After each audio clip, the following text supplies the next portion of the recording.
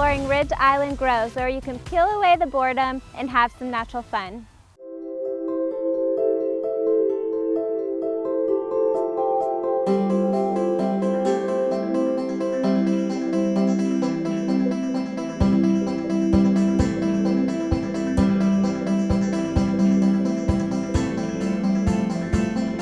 We're here today at Ridge Island Groves with Archie Rich, the owner of this family-run business, and he's going to tell us more about the history of this place.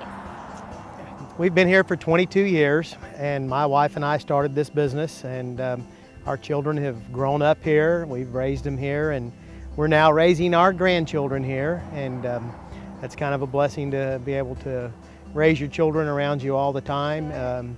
There was a time when they got on and off the school bus right here at work. So, yeah. Now, you've been around for how many years?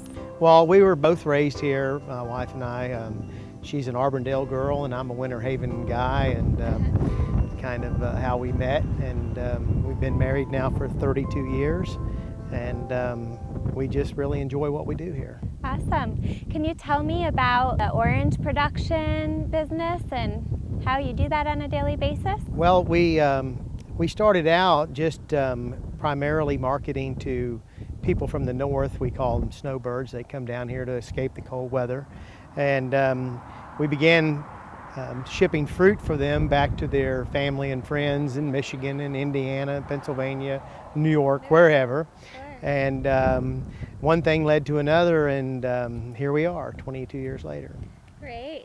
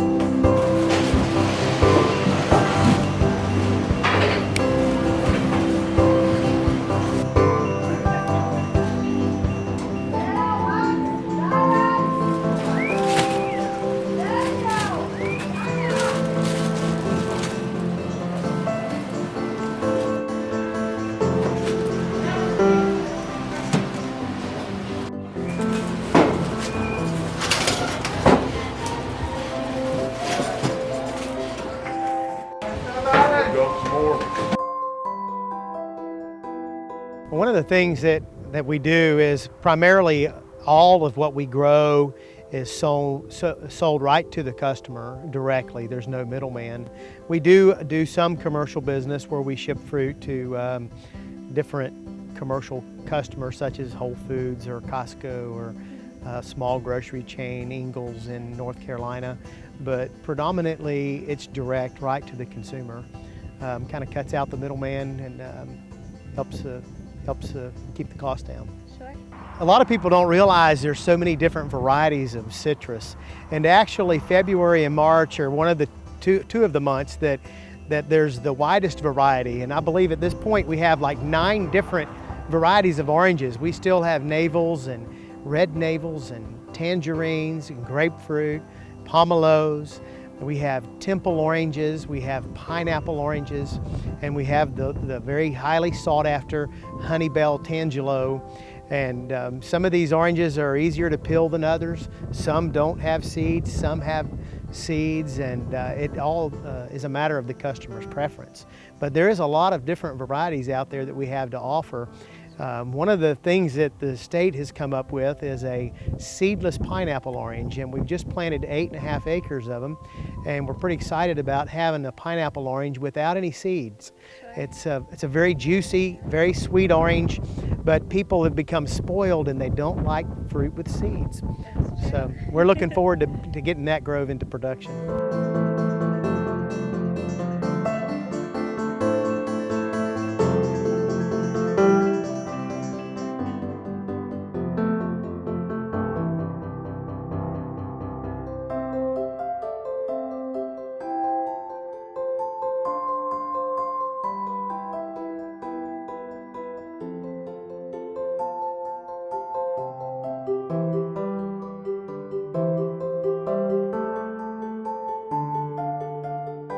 that is definitely a thriving, productive business. There's many people that come here. It's packed out on Saturdays typically.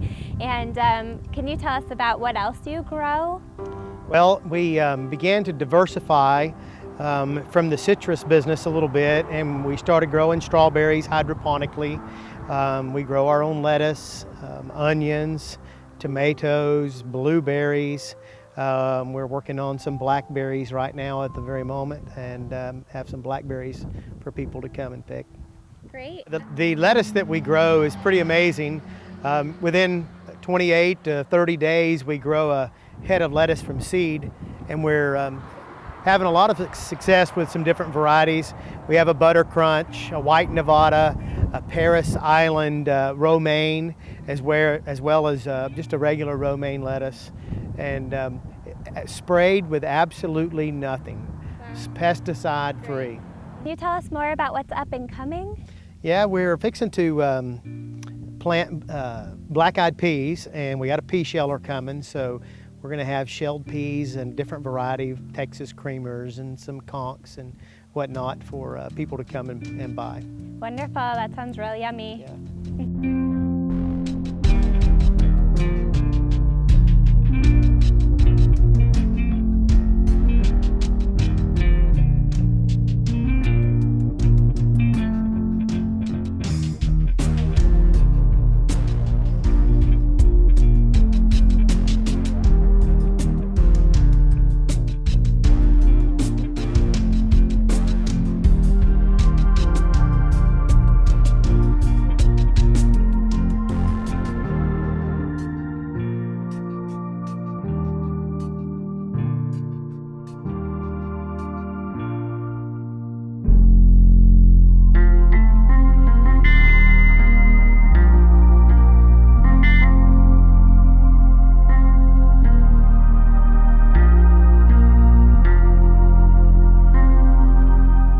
Also are known for your peaches. There's a huge peach orchard here. Can you tell us more about that?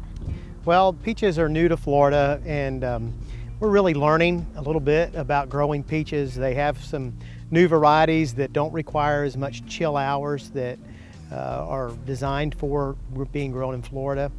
We have 3 acres of peaches that are about 4 years old, and we just planted another 7 acres back in September. So we should have some pretty good peach production in the next few years, and we should have some this spring as well. Okay, so they're definitely a spring fruit, and you know they're growing most of the year round. Yes, the peaches right now are in full bloom. They're blooming and setting a pretty good crop, and it's about time for us to get out there and start thinning them a little bit so we can get some size on the peaches. Otherwise, they'll all be real small. Sure.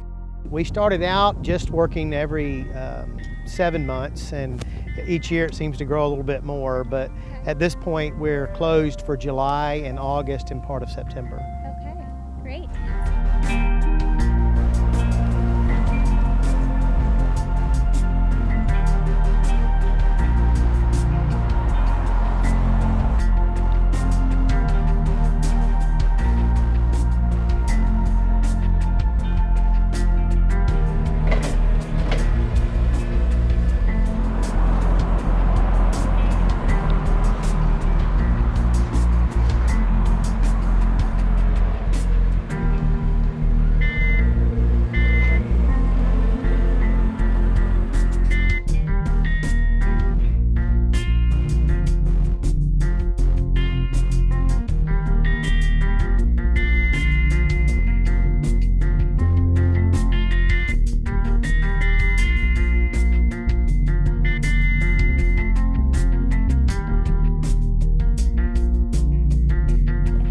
What would you say is the biggest draw for people? Well, probably our orange juice. That's Yeah. the biggest thing that people come for on a regular basis. Sure. And tell me about what kind of oranges you have and what makes good orange juice and the taste of it. Well, I could tell you that we blend our orange juice with several different varieties to get the flavor that we want and the color that we want. And we really don't like to tell people what we blend because that's a trade secret. Sure. But we make some very good orange juice. It's really good, and we pride ourselves in trying to have consistently good orange juice every single time you come out. We're here today with Savannah Machaca at the Ridge Island Growth, and she's going to show us the process of juicing. So what we'll do is we'll just stick it, in here, one at a time, couple at a time, and this machine, this side over here, will take off the peel, and it will just squeeze the main orange, so the peel will just go around back, and we just wait for it to fill up here. We'll mix it and just fill up the gallons. So I mean, it's really simple, and also depending, like grapefruit, tangerine juice we juice here. Tangerine's a little bit different, a lot more, it's a lot harder work to do, I guess you can say, because you have to be more careful with that. But it's really, that's pretty much it. It's not much to it. Okay, great. Can you actually show us the machine in action? Yeah. We'll just stick it in here. You can do a few at a time, like this. And you just let it fill up, and you'll see it come out on this side, and it squeezes one orange at a time. That thing those two mesh together, and it takes off the peel and the rind and everything, and the juice just comes out straight in here, and you'll see it coming out. And you just got to mix it. You can see it coming out there.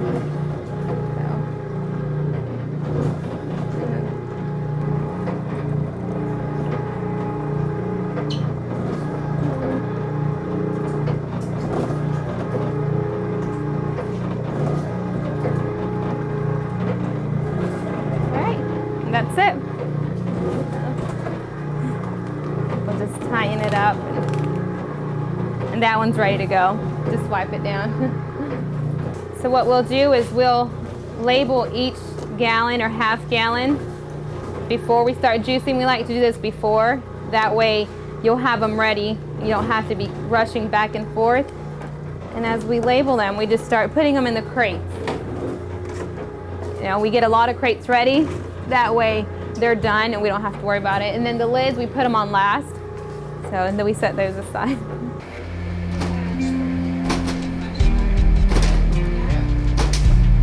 All the strawberries.